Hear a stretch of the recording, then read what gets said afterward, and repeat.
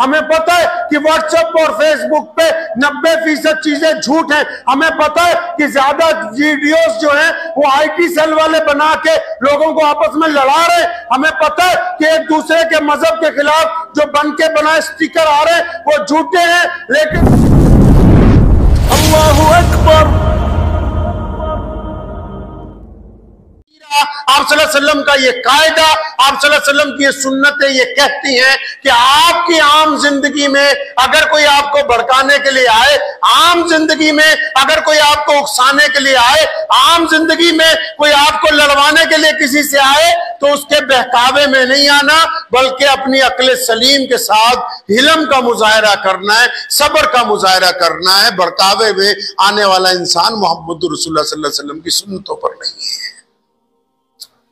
और ये नहीं कि भड़कावे में ना आने का मतलब ये कि हम बुज़दिल है, नहीं। ये जो नबी अलैहिस्सलाम किसी के कहने पे भड़कावे में नहीं आए, ये नबी अलैहिस्सलाम किसी के उकसाने पर जोश में नजर नहीं आते। वही नबी अलैहिस्सलाम मैदाने बदर के फातेह हैं, वही मोहम्मद रसूलुल्लाह सल्लल्लाहु अलैहि वसल्लम की तरफ से फतेह मक्का की गई है, वही मोहम्मद रसूलुल्लाह सल्लल्लाहु अलैहि वसल्लम है जिनकी ताकत का लोहा भी कायनात के तमाम दुश्मनों ने तस्लीम किया है। लेकिन आम जिंदगी में मोहम्मद रसूलुल्लाह सल्लल्लाहु अलैहि वसल्लम किसी के कहने पर कभी भड़कावे में नहीं आए। हमारे यहां क्या असूल है भाई? आपको पता है कि कोई आदमी बड़ा कैसे बनता है?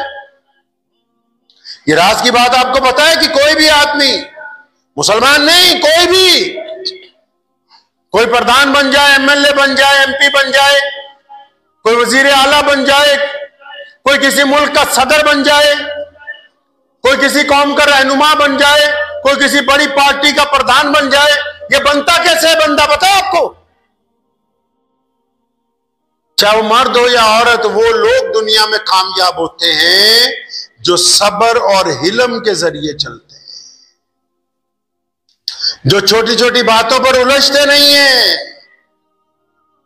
जो छोटे छोटे तानों की परवाह नहीं करते, जो चुगलियों का जवाब नहीं देते, जो हसद करने वालों की तरफ देखते नहीं हैं। वो अपने मिशन की तरफ देखते हैं कि हमें कहां जाना है, किस तरफ बढ़ना है। अच्छा, जब ये ऊंचे मुकाम पर पहुंच जाते हैं, कोई भी हो, चाहे कोई हुकूमत हो, ये जब ऊंचे मुकाम पर पहुंच जाते हैं तो फिर ये बर्बाद कैसे होते हैं पता है आपको? पहुंचते तो इसलिए ऊपर हैं कि इनमें सब्र होता है, हिलम होता है, ताकत होती है, तवज्जो नहीं देते दूसरों की तरफ, फालतू बातें नहीं करते, फालतू सुनते नहीं। लेकिन जब ये पूरी ऊंची चोटी पर पहुंच जाते हैं ना, जब बड़ी कुर्सी पर बैठ जाते हैं, फिर बर्बाद क्यों होते हैं? क्योंकि वहां पहुंचने के बाद सब्र इनके हाथ से छूट जाता है, हिलम इनके हाथ से निकल जाता है। फिर कोई भी इनका चमचा जब इनको आके भड़काता है, उकसाता है कि फलां ने तुम्हारे खिलाफ ये कह दिया, तो ये कहते हैं इसमें मुकदमा डाल दो, फलां ने तुम्हारे खिलाफ ये कह दिया, ये कहते हैं उसको मार दो, फलां ने तुम्हारे खिलाफ ये कर दिया, ये उसको कहते हैं निकाल दो। फिर जब ये दुश्मनियां लेने लगते हैं, जब ऊंचे मुकाम पर पहुंच के घटिया काम करने लगते हैं, तो फिर इनके तख्त, इनके ताज जो हैं वो चंद सालों में मिट्टी में मिल जाते हैं, क्योंकि ऊपर पहुंचे थे सब्र और हिलम की वजह से। वो ऊपर पहुंचने के बाद सब्र और हिलम बाकी नहीं रहा, इसलिए वापस जमीन के ऊपर आ जाते हैं। हमारे नबी अलैहिस्सलाम, प्यारे नबी अलैहिस्सलाम ने हमें क्या सिखाया भाई? कि ताना देने वालों की कोई परवाह नहीं, भड़काने वालों की कोई परवाह नहीं। अगर आपको यह पता करना हो कि सामने वाला बंदा आपका मुखलिस है या नहीं, आसान तरीका है। हमने बहुत सारी चीजें, सारा इल्म अपने वालिद शेर इस्लाम मौलाना हबीबुर रहमान सानी लुधियानवी रहमतुल्लाह अलैह से, उन्हीं से सब कुछ सीखा। तो अक्सर हम जब उनके पास बैठते थे तो किसी ने आ जाना, अरे मौलाना हजरत हम फलां जगह गए थे, वो कहते मैं तो उनको नहीं मानता। फलां जगह गए थे, वो कहते मुसलमानों की ऐसी की तैसी।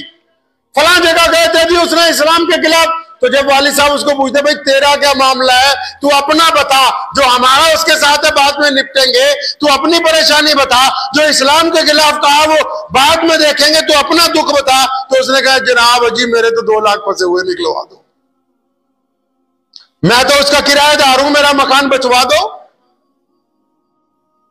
तो जो लोग जाती मफादात में कायदा होता है ना, दुनिया वाले जो हैं जिससे फायदा हासिल लेना होता है पहले उसको आके भड़काते।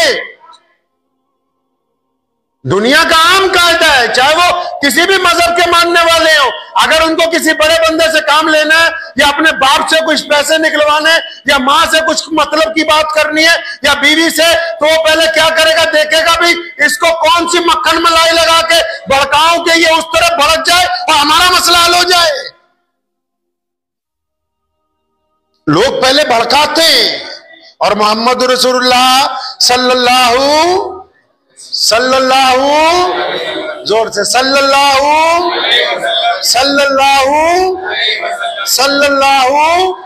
हाँ, मोहम्मद रसूलुल्लाह सल्लल्लाहु अलैहि वसल्लम की सुन्नत है कि हम भड़कते नहीं हैं। मुल्क में मुसलमानों का क्या मसला आजकल फंसा हुआ है। कुरान ने कहा ना कि अगर कोई तुम्हें खबर देने के लिए आए तो खबर सुन के किसी कौम पे न चढ़ दौड़ना, पहले जो खबर लेके आया उसकी तस्दीक करना कि ये बंदा कैसे। हमें पता है कि व्हाट्सएप और फेसबुक पे 90% चीजें झूठ हैं। हमें पता है कि ज्यादा वीडियोस जो हैं वो IT सेल वाले बना के लोगों को आपस में लड़ा रहे। हमें पता है कि एक दूसरे के मजहब के खिलाफ जो बन के बनाए स्टिकर आ रहे वो झूठे हैं, लेकिन उसके बावजूद उनको शेयर कर रहे हैं। तो इसका मतलब ये हुआ कि आप समझदार लोगों में से नहीं हैं। आप जरा सी बात पढ़ के भड़क जाते हैं और भड़कने की वजह से आप मुसीबत और परेशानी में मुब्तला होते हैं। आप में साबित कदमी जो है वो बाकी नहीं रहती है। और अगर भड़कने के अलावा दुरुस्त काम करते तो फिर वोट सही तरह ना डालते। भड़कने के अलावा अगर दुरुस्त काम करते तो नुमाइंदा अच्छा ना चुनते। सिर्फ भड़कने से ही अगर दीन हासिल हो सकता है तो फिर तो इसका मतलब जो आम लोग हैं वो भड़कते ही फिरे सड़कों के ऊपर, तो इसका मतलब वो दीनदार हो गए। मियार तय होता है। मोहम्मद रसूलुल्लाह सल्लल्लाहु अलैहि वसल्लम ने खूबसूरत मियार तय किया है जिंदगी का, इंसानों को राज बता दिया तरक्की का। ये बड़ी बड़ी कई फैक्ट्रियां खंडर बन गई, कई बड़ी बड़ी मिलें खंडर बन गई, कई बड़े बड़े खानदान खंडर बन गए, कई बड़ी बड़ी बादशाहियां खंडर बन गए। क्यों? क्योंकि जब वो पावर में आए, जब वो ऊंची जगह पर पहुंचे, उनके बाप दादा हिलम वाले थे, उनके बाप दादा सब्र वाले थे। जब इनके पास ताकत आई तो इन्होंने सब्र का दामन छोड़ दिया। ये हर एक अहरे गहरे की बात सुनने के बाद दूसरों के खिलाफ साजिशें घड़ने लगे, इसलिए ये सुरैया से जमीन के ऊपर आ गए हैं वापिस। हम जाती जिंदगी में क्या कर रहे हैं? आपका मिजाज कैसा है? हमारा नेचर कैसा है? कभी ये सोच रहे हैं भी हमारा मिजाज कैसा है? क्या हम जरा सी बात पे भड़क जाते हैं? क्या हम जरा सी बात पे लड़ने लगते हैं? क्या हम जरा सी बात पे फौरन इंतकामी बातें करने लगते हैं? क्या हम जरा सी बात पर आखिरी नतीजे तक का ऐलान कर देते हैं? आप क्या कर रहे हैं? मोहम्मद रसूलुल्लाह सल्लल्लाहु अलैहि वसल्लम को ताइफ में कहा गया कि अल्लाह के प्यारे नबी आप हुक्म दें तो हम इन पहाड़ों को मिला देंगे और इस पूरी कौम को खत्म कर देंगे। नबी अलैहि सलाम ने फरमाया नहीं, मैं उम्मीद करता हूं कि इनकी आने वाली नस्लें इस्लाम पर पाबंद रहेंगी। और आज दुनिया की सबसे बड़ी तफसीर की जो मस्जिद है, सबसे बेहतर जहां कुरान पढ़ाया जाता है, वो ताइफ के अंदर मौजूद है। हमें यह तय करना है, दीन सिर्फ नमाज में नहीं है। नमाज के जरिए हम दीन को मुकम्मल सीखते। नमाज दीन का वो मुकम्मल सतून है जिसके जरिए हम जीने का ढंग सीखते हैं। नमाज हमें दिखाती नहीं कि जब नियत बांध ली अब जो मर्जी हो जाए सब्र से काम लो, उस वक्त तक कोई हरकत ना करना जब तक सलाम ना फेर ले। नमाज हमें सिखाती नहीं इताअत और फर्मा बरदारी। नमाज हमें सिखाती है सुकून, सब्र। और अगर नमाज के दौरान ही अभी किसी का मोबाइल बज जाए तो बाकी प्रधान और चौधरी और इमाम सोचते हैं बस सलाम फेर के आज बताते हैं इसको कि तेरा मोबाइल बजा कैसे है। बस दिल का जो मामला है, अल्लाह के नबी अलैहिस्सलातु वस्सलाम ने कितनी खूबसूरत तरबियत फरमाई। उमर रज़ियल्लाहु ताला नाराज हुए इस बंदे पे, फरमाया नहीं, इसका भी कंपनसेशन देना है।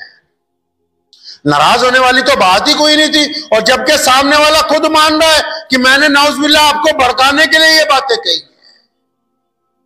तभी तो कुरान ने नबी अलैहिस्सलाम को साहिब खुल्क़े अजीम कहा कि कायनात में जो सबसे बेहतर नमूना है इंसानों में वो मोहम्मद रसूलुल्लाह सल्लल्लाहु अलैहि वसल्लम की ज़ाते गिरामी है। कुफारे मक्का ने नऊज़ुबिल्लाह कहा था ना कि आप अल्लाह के नबी कैसे बन गए हैं, तो आप सल्लल्लाहु अलैहि वसल्लम ने ये नहीं कहा कि फलां आयत नाजिल हुई, अल्लाह ने ये कुछ दिया, नहीं।